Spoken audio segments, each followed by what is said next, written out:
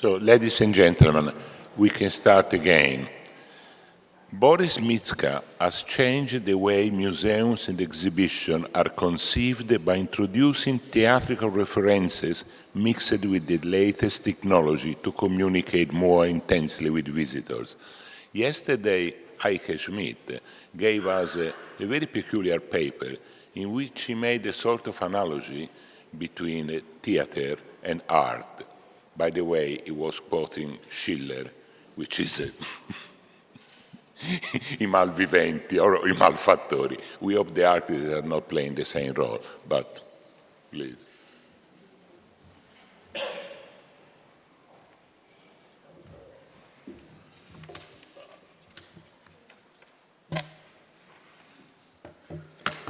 Good morning. First of all, I would like to thank you for having us here. And I have to admit that I'm completely unprepared, a little bit ashamed, because when you said that this is the round table, I was imagining different format. So I don't have any paper with me, anything to speak about from the paper. But I saw the opportunity to put some publicity on that fantastic screen, so I'll be using it. But what we'll be showing there has probably nothing to do with what I will be saying, so just don't try to connect it. There's no connection at all. I would like to ask myself, or I'm asking myself the question for quite a while, but I would like to share that question with you, but for that I need a little bit of introduction, what we are doing, how we are working, and see if we can find some kind of idea to that question which I will be asking for. So our company was always from the beginning trying to somehow connect the scenography and the visitors with the objects. So my first exhibition was built like 30 years ago in Czechoslovakia, and from there I moved to Canada, from there to Spain, and now kind of working all around the world. And we always try to have a lot of different points of view for the children, for the different kind of visitors, interactivity in the spaces, so that people can have actually fun with the exhibitions. And somehow this process, as we were moving forward, slowly from the small company, it became bigger company, another company, and we became this part of this big industry, which is right now running all this white man museum around the world, basically. So it became somehow very stressful, because there are certain styles you are so supposedly to follow. It's a big competition. I mean, literally, there is always competition about the museum. So there is almost no time for thinking. The budgets are becoming tighter and tighter after the last economic crisis. And as we were getting kind of more and more successful in the things which we were doing, we were starting having requests from around the world to work in the different projects. And we did quite successful projects. I'm saying around Europe, we started working in China, we started working in Northern Africa, in Gulf countries, in America. And I'm just finding, as we are working in those different places, then there are very similar rules how to narrate the story. Everybody is expecting you to do something a little bit better, but within the same rules. And as we were also working in many projects which are related to the religion, we worked for Christian presentation. We did some stuff for the Jewish Muslims in Moscow. We are working in the works now for the Islamic museums. I was just amazed somehow how we are applying same formats for everything. So this minimalist style or our style, which is having a lot of multimedia in it, it's something which we are applying everywhere. And I'm just kind of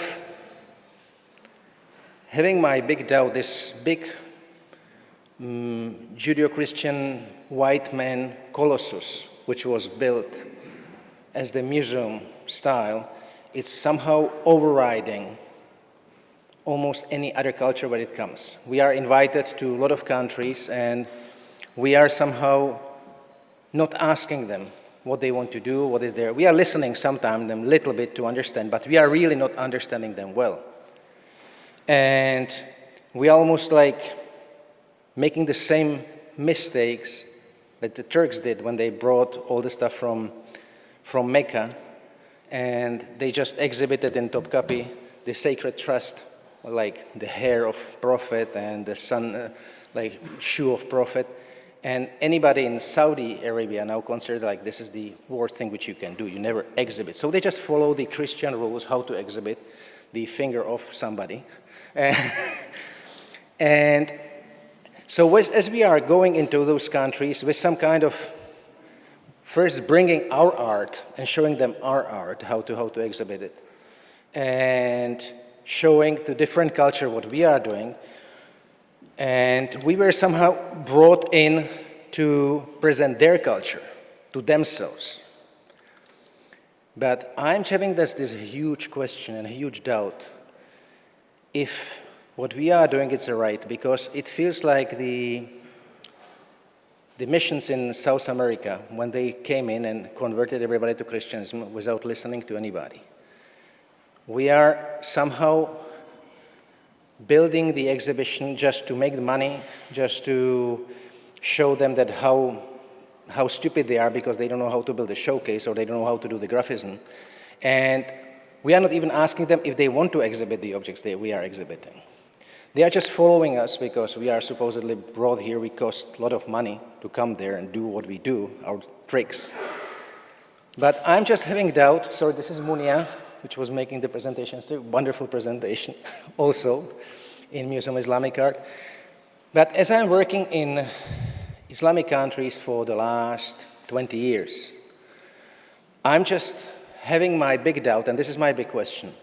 Are we losing something? Are we losing this huge opportunity to renovate what we are doing? Because everybody knows here that we are running in like very thin in the ideas how to represent the thing. The museum business, it's kind of becoming colossus which is running on the same place all the time. We are just making it more expensive, more shiny, more multimedia, more interactive, but there's really no new idea coming in.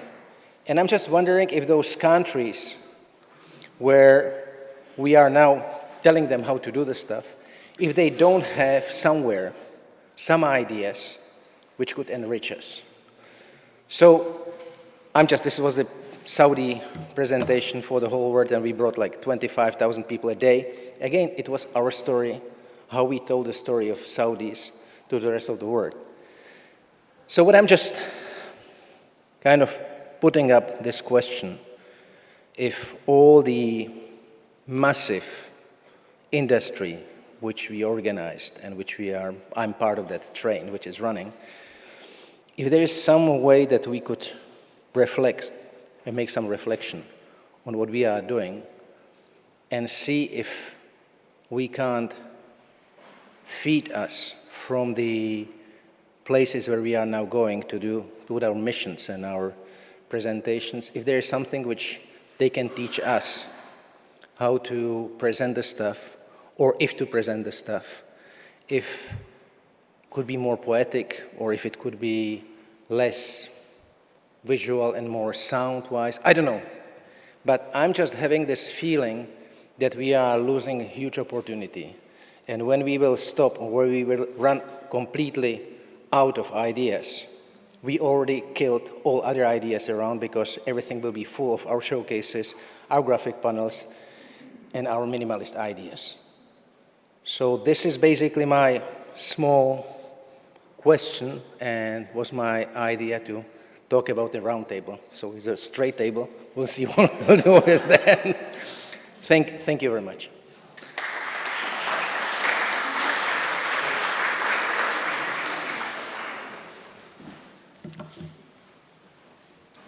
Boris Micka made a comment about the round table.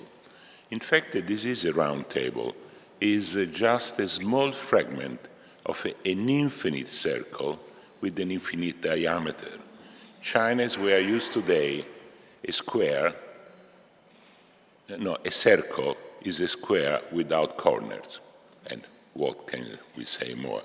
So now we have Adeline Rispal, and after we are going to have maybe a small debate, and at the end, Monsignor Verdon has to read his declaration about the mission of museums.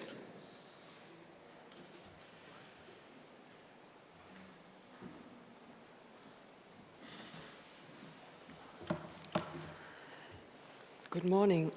I have the difficult job to finish the conference. Thank you very much, Monsignor Verdon, for these fantastic days we had, for your welcome, and all your team, very kind with all of us. One of the questions of this conference was, can museum change our lives? I can attest, because one changed my life long time ago. Carlo Scarpa Castelvecchio in Verona changed my life. It was during my studies of architecture, and since then I'm looking for what is this invisible hand that is behind this museum, was behind this museum, or others. It's a question I go on searching every day. Let's go back to our world. Contemporary, I have next. Our world is facing many issues. By the year 2050, 66% of the population will live in cities. This potential growth of urban hubs calls for true social inclusion and in all urban, social, and cultural realms. We all have worked for the last 20 or 30 years and more to promote and facilitate access to museums for people of all ages and walk of life, as the presentations at this conference attest. New trails have been blazed and explored by all of you and many others, but it is clear that the progress being made toward an inclusive museum is slow indeed. Here we see inclusion not as simply broadening and increasing visits of the museums by what we call remote audience, but as fully engaged attention to all audiences not having access to their deep inner experience of art, whatever their sociological origins might be, and who wander through museum from one label to another one, or do not even cross the institution threshold, which is almost the same thing as far as the cultural and social outcome is concerned, even if it is very different from an economical point of view. Today, time is short. Most people are struggling with some new social issue or another. We can cite there 3 of them. First, in the face of such substantial social changes, urban infrastructures are being reinvented. Various forms of mobility are replacing notions of transportation and seeking to provide solutions to the environment and migration crisis. Ubiquitous technologies, our change accelerants, have 3 main impacts on our lives. First, ubiquity established a new modality of our relationship to time and space. Second, the hyperconnectivity between us and connected objects. Third, big data, which without our knowledge make us both producer and consumers of data, tending to enclose us in a bubble of what we already know, sometimes leaving little room to exploration and discovery. Technological issues are not limited to digital and are as much energetic as they are linked to the exponentially swift progression of biotechnologies and nanotechnologies.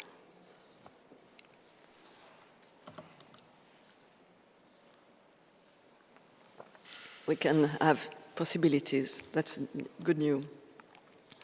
As we are swept along by the acceleration of our daily lives, as we adapt to disruptive change in every realm, as we are absorbed by what the French philosopher Bernard Stiegler has for 2 decades called the capture of our attention by the video industry and now the forces of digital, and as we witness the social and individual pathologies born of that seizure, which have the greatest impact on the weakest, it is urgent for each person to have access to the resources for autodidacticism, to knowledge founded upon the actual experience of reality, rather than information disseminated in real time, to the forcing of self-confidence and the honing of critical distance.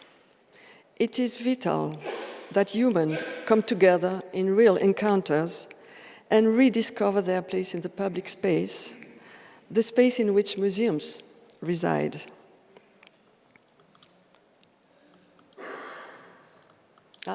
It doesn't work anymore. Yes. Lifelong learning is a central element of tomorrow's inclusive society. The Learning City concept, which is gaining momentum in Europe, is a movement that promotes collaboration of the civic, private, voluntary, and education sectors in the level of village, town, or city, enabling every person to participate and contribute to the development of their community. End of quote. It is designed to make it possible for everyone, regardless of age, background, or means, to enjoy, free of charge, ways to learn throughout their lives, with a view to helping our urban societies tackle the challenges of tomorrow. The values found in any human civilization, sharing, the collective experience, empathy, awareness of human interdependence, and therefore of their ability to collaborate, are essential for the future, even the survival of urban societies. The loss of these values would plunge humanity into oblivion. Cultural institutions have a very important role to play in this ambitious program, as already demonstrated by major institutions present or absent from this conference. One example that interests me a lot is Frederick Wiseman's documentary Ex Libris, the New York Public Library, covering the wonderful world of this library network, which is more than 50% funded by New York City, showing the capacity of institutions to meet this challenge. For more than 3 hours, the filmmaker shows us the diversity of the users and resources in these lively, welcoming premises dedicated to education. People can read, play, watch video, hold meetings, take part of job affairs, learn to use digital tools, attend conferences, listen to concerts, dance with their infants, culture, education, and instruction in the single institution. This original concept of third places was developed in the years 80s by Ray Oldenburg, who defined them as a public space on natural ground where people can gather and interact. In contrast with the first place, home, and second places, work, third places allow people to put aside their concern and simply enjoy the company and conversation around them. Third places host the regular, voluntary, informal, and happily anticipated gathering of individuals beyond the realm of home and work. Third places act as social facilitators and help counteract loneliness or boredom. Others speak of a place in which one has an attentional framework, and that allows the existence of common representations which are not chosen solely based on the audience, while sheltering from the commercial world.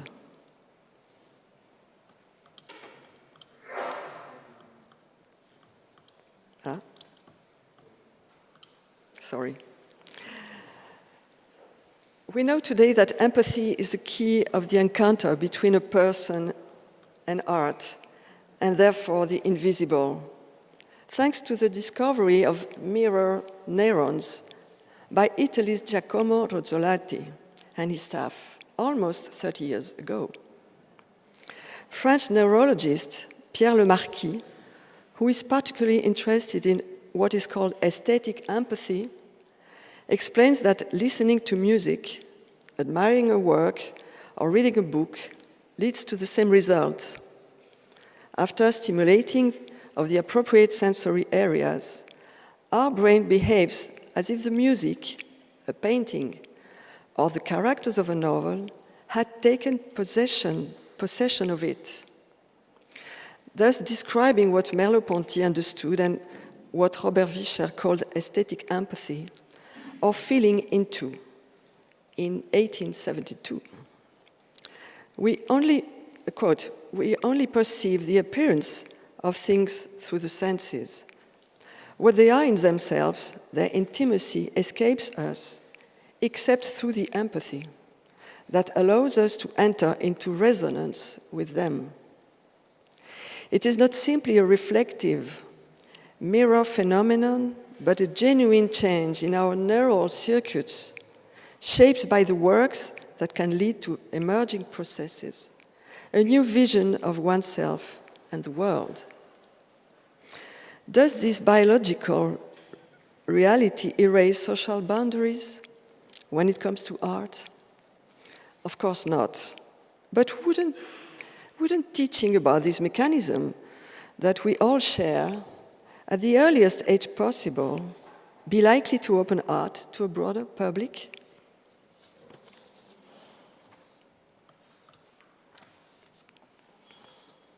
Like the exhibition itself, a museum's scenography must be part of the conversation and conveying of a form of human heritage, artistic, scientific, or social, passing it down through the generations to encourage visitors to experience it through the exhibition. But it is much more than that. It helps to make concepts and work clear and understandable, interpreting and illuminating the resonance between them. Because an exhibition scenography is a medium, it conveys meaning. It mainly articulates two levels of mediation, what we call the sensory mediation, that of nonverbal language, and intellectual mediation, which conveys the exhibition's scientific content, its intellectual construction.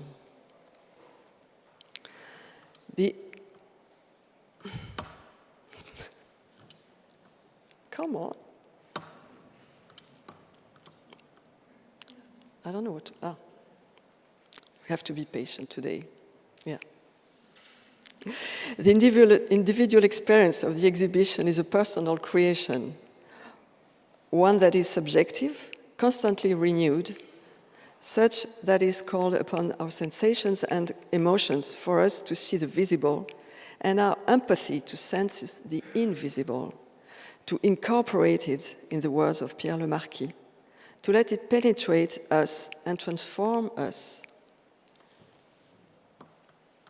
The exhibition is a holistic experience because it affects us in all its dimensions at once, be they physical, emotional, social, cultural, or spiritual.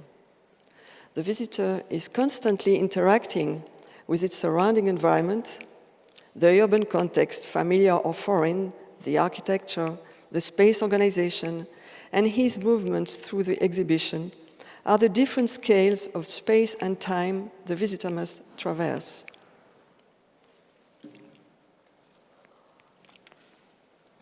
This is where the visitor's varying levels of perception of the premises come into play, where interactions with the perception of the works are truly essential.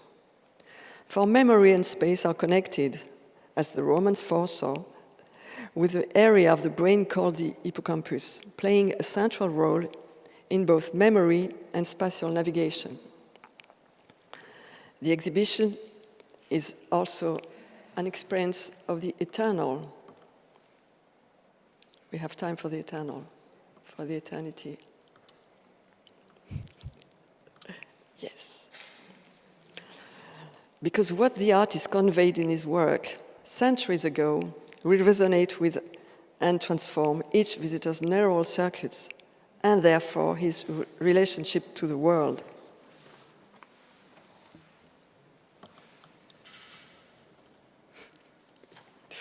I don't have the fluid. In an exhibition, we seek ourselves. French biologist Henri Laborie said in the 70s, we are above all narcissists. Just as in other kinds of encounters, we seek that which is like us, that which will resonate in and with us.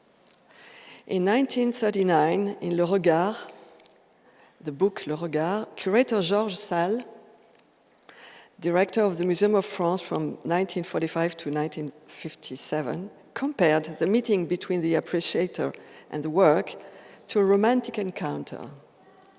Today, Pierre Le Marquis confirms Georges Salle's intuition.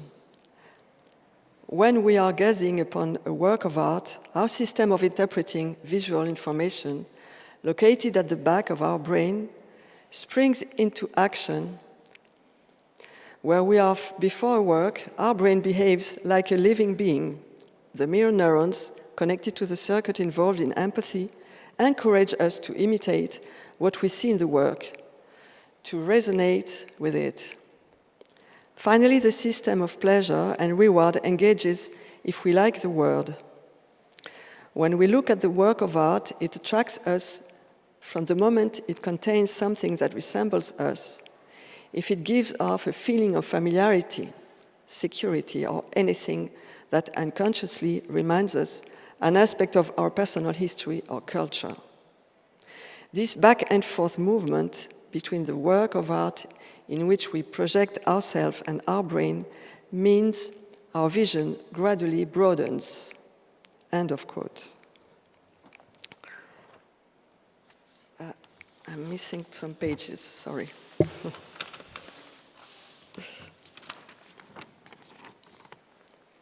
Pierre Le Marquis also warns us against reading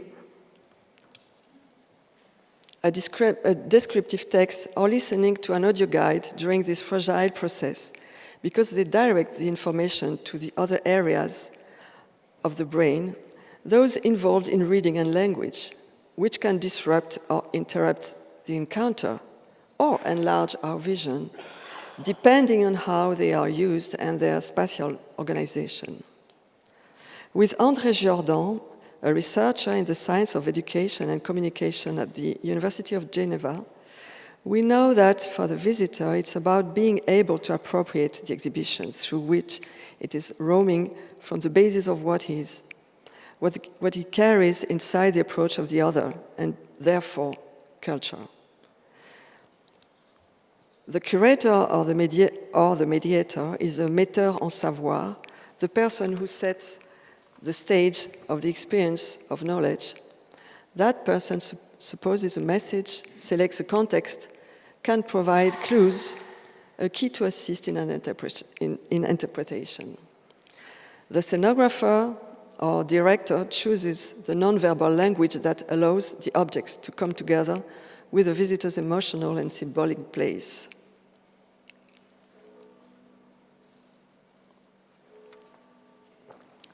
The exhibition is thus the art of fostering the encounter between human beings and human works. It is a relay, a facilitator, an intermediary between the world and the visitor of that of the work. We therefore use the term sensory mediation to describe this essential contribution that the exhibition architecture makes to visitor perception and their ability to open themselves to the other. But who teaches men and women to listen their personal feelings? The Caring Museum would be a place in which an inclusive society could be built. The museum is a place of conveyance, of giving, of sharing, of the link between human in time and space. It is also the place for materiality, of the tangible, reaching and sharing across generations lines, cultural diversity. It is one of the places that show man as its noblest, said André Malraux. The museum's role is no longer to lead visitors to the work, as we often hear, but to encourage throughout visitors' lives, whatever their age or social background, their personal quest for autonomy in the experience of their sensitivity, feelings, emotions, aesthetical empathy, which anchor their encounter with art over time and initiate the process of self-construction, essential for their development and therefore their creativity. Isn't a museum where one would learn to let art into the deepest part of oneself and throughout one's life something that has yet to be invented? A caring museum would be a place to nurture the practice of encountering art combined with a place for collective practice of art for anyone at any time, where one would learn to distinguish between something being beautiful in itself and something being beautiful for the observer, which does not have the same effect on the brain. And when art can heal the wound of the soul, where one can invest a few days and spend real time with the work, where people could meet and talk with researchers and thinkers, curators and creative mediators like you, who could share their experience. In short, a life laboratory to help the younger generation build a new society through accelerated metamorphosis. Thank you.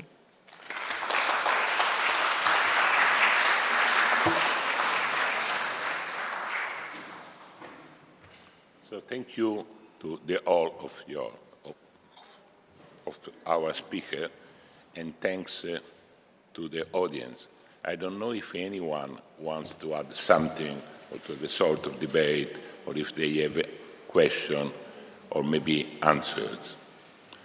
I guess that after these 2 days, some more technical questions could be added. The first one is how the museology project is created. The second is how this thing is transmitted to the architects, which are not so clever. And so the first question could be summarized in principium erat verbum, and the second is et verbum caro factum est.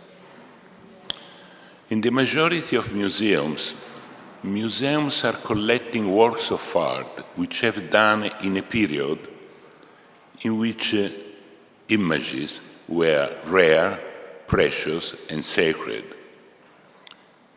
How can we communicate this thing to the people which now are visiting museums in a time which is overwhelmed with the images? We have too many images around, so we cannot understand the real meaning and the real importance of a single image. Who are the visitors of the museum? How the museum could speak to all of them? We are trying to render accessible to museums to handicapped people, short-sighted, deaf, mutes, with problems in deambulation. But in fact, all the visitors are handicapped. They have a cognitive handicap. They are not able to understand things which are totally alien to their experience. They have no guide. The shepherds going to the nativity had something to guide that. Isti mirant stellam.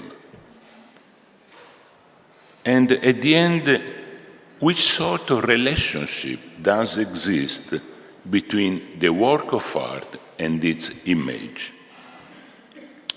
The invention of printing, photography, the virtual, they tried to kill the works of art, ceci tuera cela.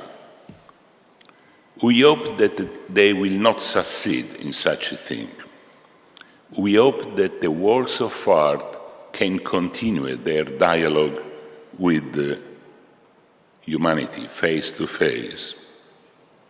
Once, an old lady, who was a farmer, has been asked by myself, what are the statues? And he told me, well, they are people which are immobile. They are people which don't move. This old lady is called Stella Barney, and her son became a famous sculptor. And that's all. If anyone wants to add, okay. Sì. Vedo pochissimo tempo. No. Lo prometto. Ma io voglio esprimere soprattutto gratitudine a nome anche di tanti colleghi presenti in sala. Sono venuto a queste 2 giornate attratto dal titolo, lo confesso, questa idea della dignità umana nel museo.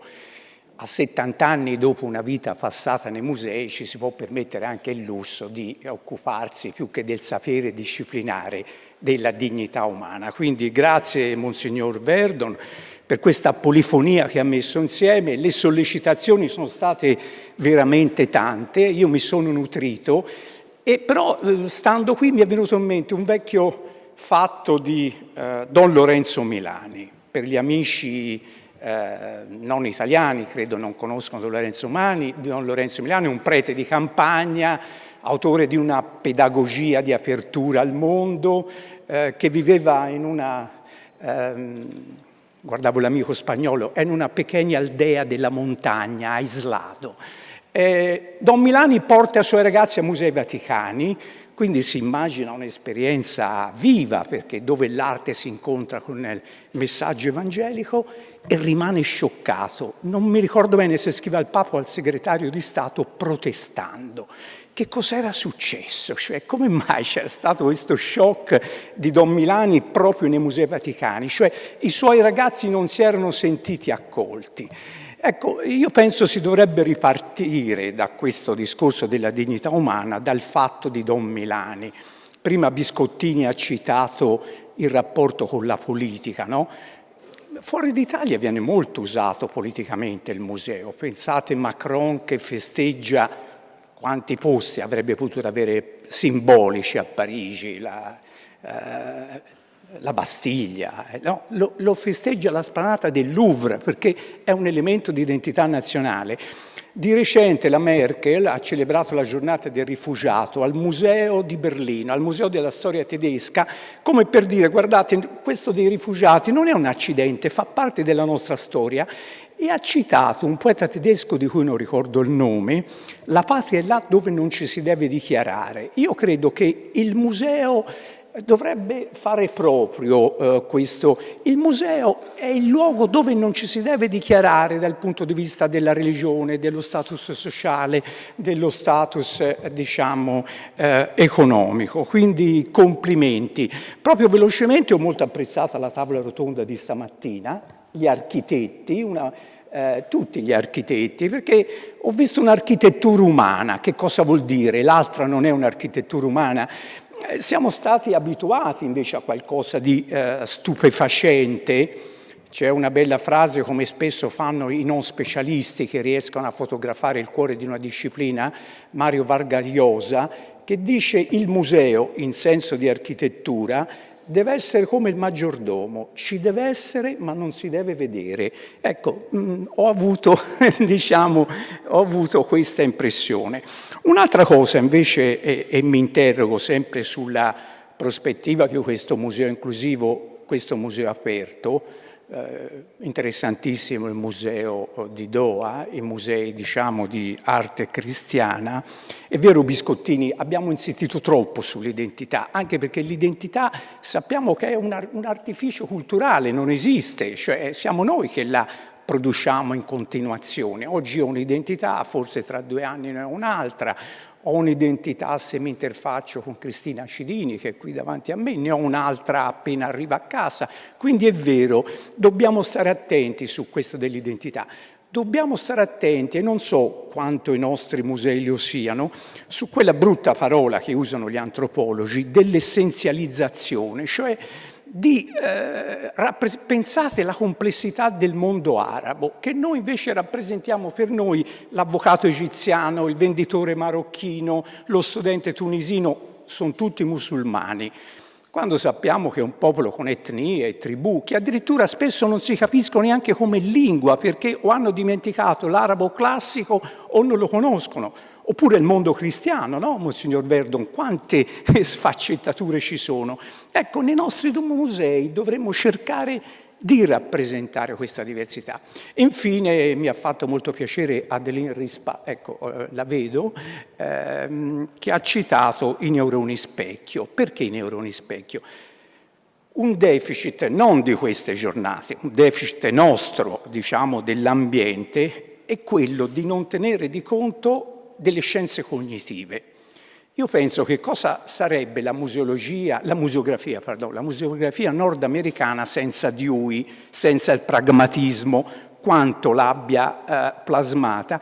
Noi non teniamo conto dei risultati delle scienze cognitive, cioè se vogliamo mettere al centro, a me non piace la parola mettere al centro il visitatore. No, al centro dobbiamo mettere la relazione dell'opera con il visitatore, e questa è l'endiadi che va messa al centro. Ecco, allora, io credo ora i progressi fatti dalle neuroscienze e dalla neuroestetica, che sono progressi prodigiosi, insomma, leggendo un libro di buona divulgazione lo scopriamo, noi non possiamo più ignorare. Ecco, questi studi, questi contributi che ci possono vedere, non possiamo più ignorarli. Grazie, grazie del tempo.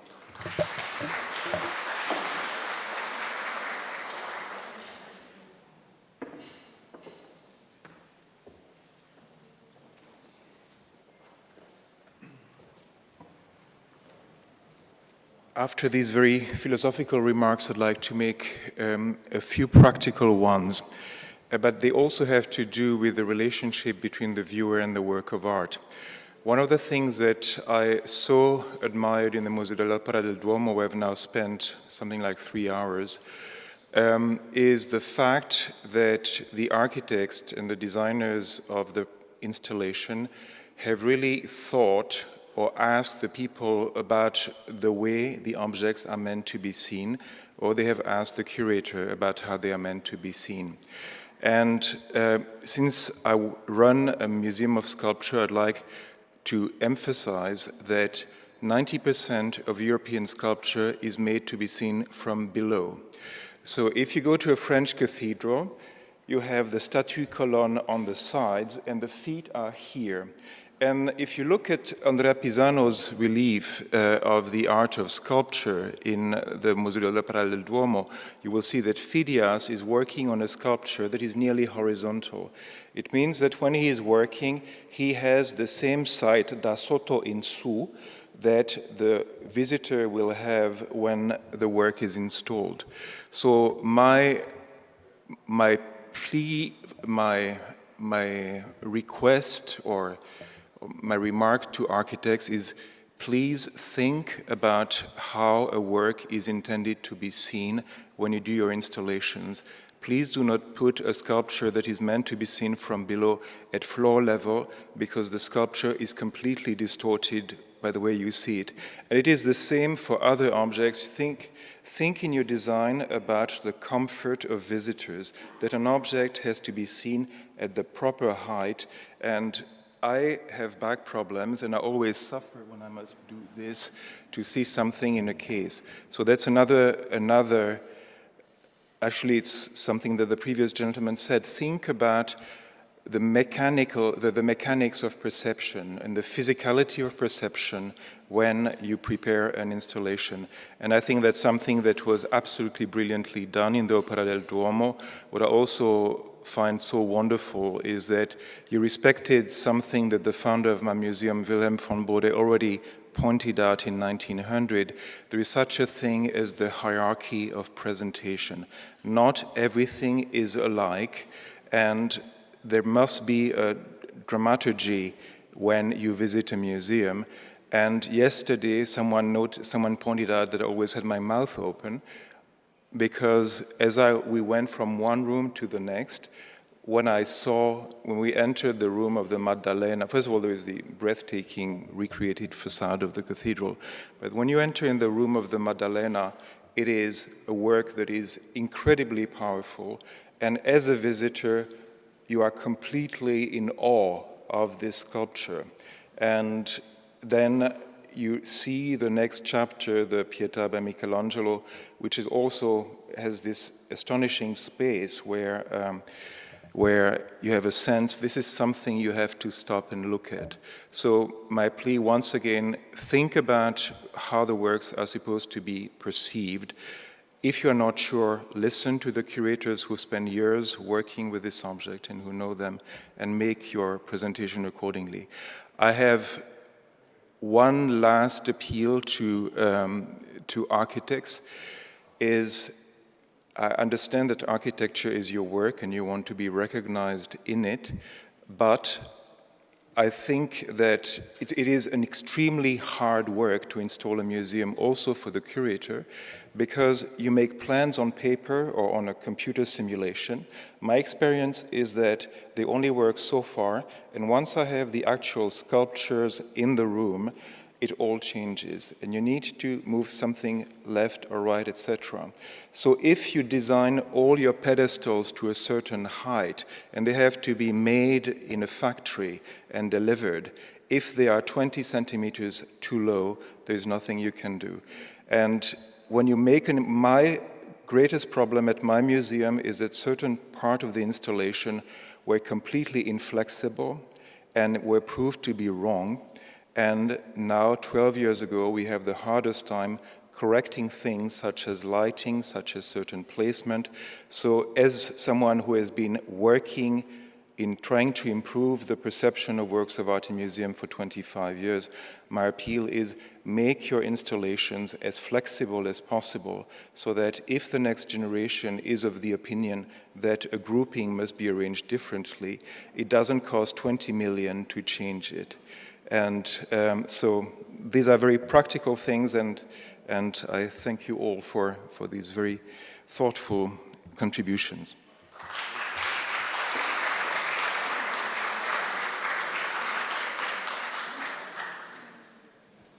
Yes, I have a question.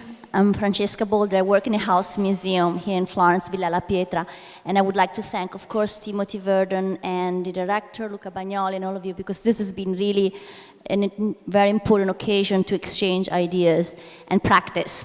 I have two questions. One, I think, is for the foreign directors, museums, directors of foreign museums. How much in your museum you find important to bridge the gap between the generations, I mean youngers and elderly. We all know that in 20 years in Europe, we will see more white hair, and I feel that there is an occasion, an opportunity that museums have to link in some way towards, through the object, so using the object that is carrying the story, of course, from the past to the future, but using the object to have a sort of dialogue, of course, between the generations. So how much I know with the Museo dell'Opera del Duomo, there is a program for the elderly. So how they tell stories. We know the Bible is full of very important elderly figures, right? From Jeremiah to Giacobbe and Anna and Zaccaria. They all kind of gave examples of saggezza, of wisdom. We were talking of dignity, and Cristina Cidini was asking, what do you feel that the museum has to work towards dignity? I think there is this kind of irriverenza, hard to translate between the two generations, the old towards the young and the young towards the old. I have it towards my children. Oh, you're always on WhatsApp, you're always on Instagram, read. And they tell me, oh, you're always in museums, what are you doing there? Maybe it's just me.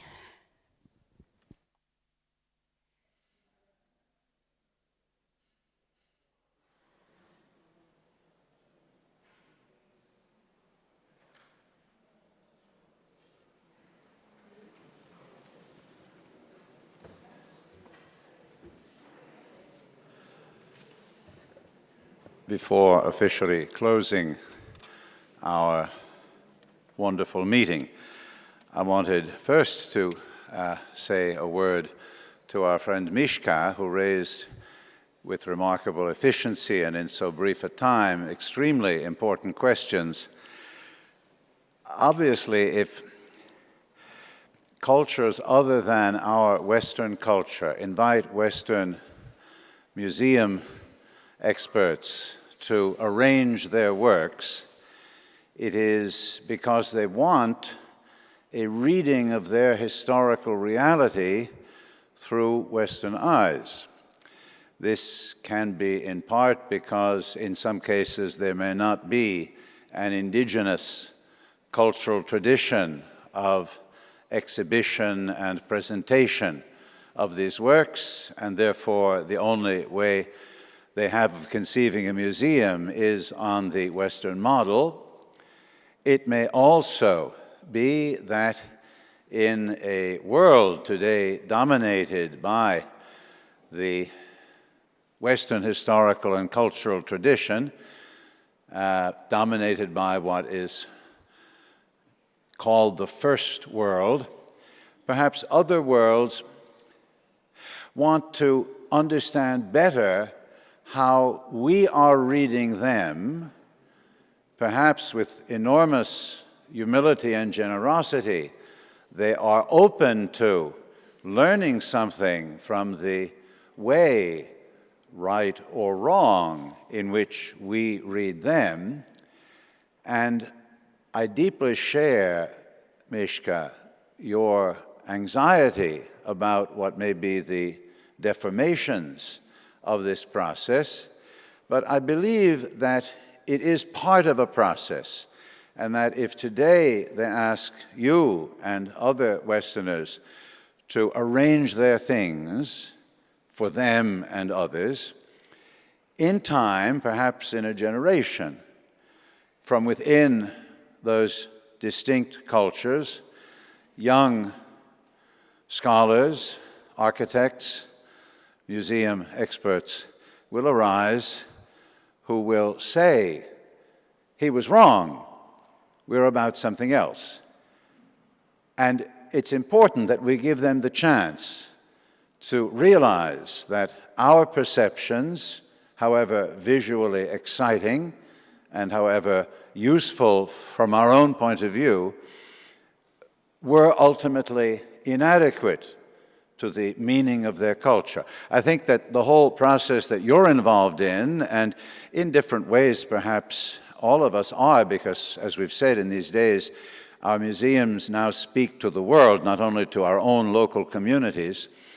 It is a process in which people learn to look more carefully at themselves, and if in time they rise up and say, we need to change this because he got it all wrong, we will have nonetheless played an important part in helping them reach that point. So with the humility that is always necessary in any cultural endeavor, I think we have to accept a role that may one day be condemned, and yet which was necessary in a form of interior evolution that is important for others and ultimately important for ourselves. That's an attempt at an answer to these fascinating questions that Micka raised. At the end of the conference, I want again, on my own behalf, on behalf of the Opera del Duomo, on behalf of Dr. Rita Filordi, the registrar of our museum, who was responsible for the practical, logistical organization of the conference, to thank all of the speakers, and that is not simply a ceremonial word of thanks, it is very sincere. You have all done something extremely unusual in conferences of any sort. You've all spoken to the subject that we suggested to you. These 2 days have been remarkably coherent and, at least to me, deeply satisfying in the range of answers and perhaps even more in the range of questions which they have given. I want to assure everyone that the plan is to publish. We have already signed a contract with the international art publisher based in Belgium, Brepols, and since the principal speakers have all already given us their texts, and in short order we expect a synthesis of the texts of the roundtable speakers, it is our hope, not an unreasonable one, I permit myself to say, to bring the book out sometime in 2019, and so in a reasonable and not biblical length of time. We hope to have at least the words and the intuitions and some of the images that we've seen available for those who have been here and to many others. You know that many have followed what we have done and are still doing so perhaps in streaming, and so to them also keep your eyes open for the book which we hope will come out in mid-2019. We said in the introductory remarks that our second ambition for the conference was not only to talk, but also to be able together to articulate a kind of statement, mission statement. Obviously, it is extremely partial. It is conditioned to the people present and the issues discussed in these days, and yet perhaps it is something rather new. I formulated it and proposed it to our speakers, who, suggesting some changes, have allowed me to believe that they agree, and so there you see the names of those whom these words are meant to represent. I'll read them to you and you'll see them on the screen briefly. They are a kind of collage organized in what I hope is a logical sequence of some of the very important ideas, some of the observations that we've listened to in these 2 days. Museology and Values, Art and Human Dignity in the 21st Century, a conference held in Florence, Italy in September 2018, affirms that museums change lives by inspiring engagement, reflection, and debate, and links this experience to what Renaissance thinkers called the dignity of the person, seeing it as a component of integral human development. In the diversity of their cultural expressions, museums invite an empathetic approach to differences, favoring openness and tolerance. Hospitable, inclusive, and respectful, they foster the awareness of a universal community and the conviction that what unites people is more important than what divides them. Museums turn memory wars into dialogues and are part of the mechanism ensuring continuous human existence.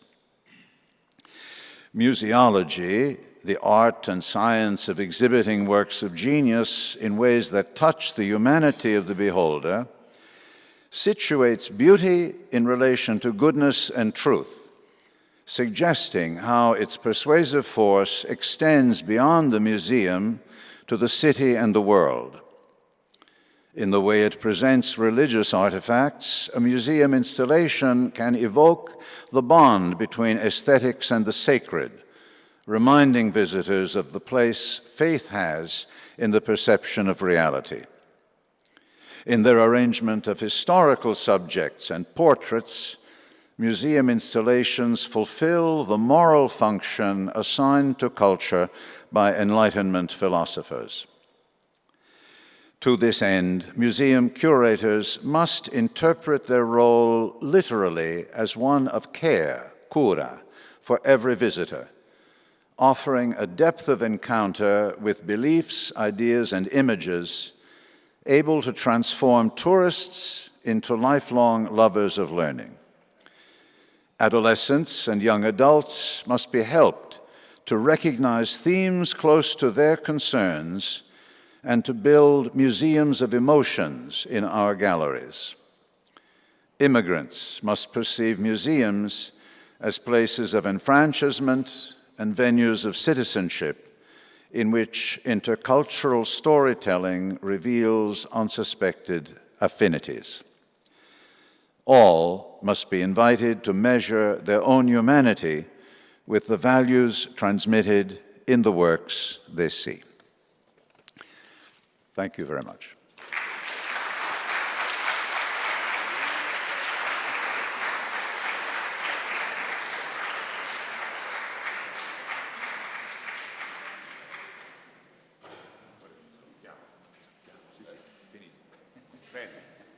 È finito. Monsignore avrebbe potuto dire ite missa est, a che si risponde Deo gratias.